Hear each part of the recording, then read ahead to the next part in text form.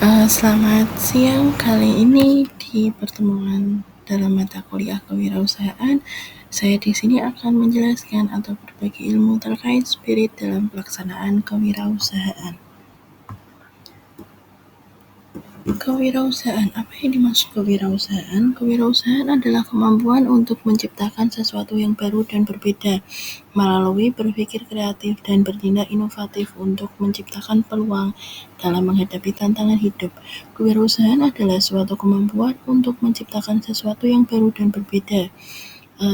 Ada juga pendapat tentang kewirausahaan yang lain adalah suatu proses dalam cara mengerjakan sesuatu yang baru, yaitu sesuatu yang kreatif, sesuatu yang berbeda, inovatif, yang bermanfaat dan memberi nilai lebih.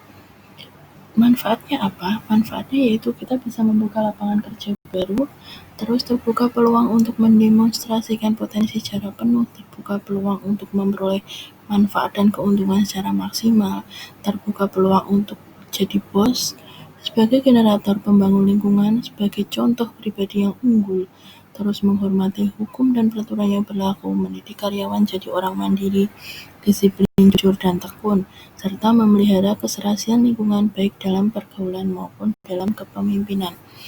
Adapun kelemahannya yaitu pendapatannya tidak pasti. Habis itu bekerja keras dengan waktu yang tak terbatas, kualitas kehidupannya rendah sebelum mereka berhasil, tanggung jawabnya besar, banyak keputusan yang harus diambil walau belum menguasai permasalahannya. Terus caranya gimana supaya kita bisa memasuki dunia wirausaha?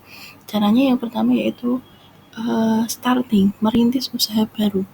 Yang kedua, dengan membeli perusahaan orang lain bisa, ataupun buying ataupun franchise, yaitu kerjasama manajemen. Tahapan-tahapan dalam merintis usaha baru yang diawali dengan ide yang inovatif, ide yang terbaru. Terus kita sudah punya ide, sudah mantap, kita mencari legalitas ataupun izin hukum. Terus mencari kompetensi diri atau kawan yang bisa ditonjolkan. Habis punya ide, udah punya legalitas, punya kompetensi diri, kalian yang selanjutnya harus mencari sumber dana dan baik itu fasilitas barang, uang, dan orangnya. Sumber dana bisa berasal dari badan keuangan atau bank, berupa kredit, ataupun orang yang bersedia sebagai penyandang dana. Terus sebagai objek bisnis memiliki pasar dan memperhatikan peluang pasar sebelum produk diciptakan. Marketing mix yaitu pembauran pemasaran adalah perangkat alat pemasaran faktor yang dikendalikan yaitu product price, promotion place yang didapatkan oleh perusahaan. Unsur-unsurnya yaitu kalian strategi produktif yang dilakukan dalam mengembangkan suatu produk yaitu penentuan logo.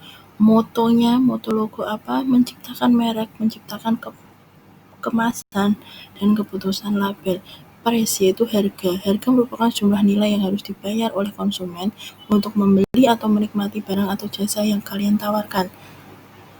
Dalam penentuan strategi harga sangat penting untuk diperhatikan mengingat harga produk merupakan salah satu penyebab laku atau tidaknya produk atau jasa yang ditawarkan. Yang kedua yaitu lokasi. Lokasi adalah keputusan yang dibuat perusahaan yang berkaitan dengan operasi dan stafnya yang akan ditempatkan. Seperti kita lihat dalam perusahaan McDonald. Perusahaan McDonald dia selalu memperhatikan place tempat. Kalian bisa lihat untuk perusahaan McDonald selalu berada di place atau tempat termuka, tempat yang paling depan pertama dilihat oleh konsumen ataupun oleh orang.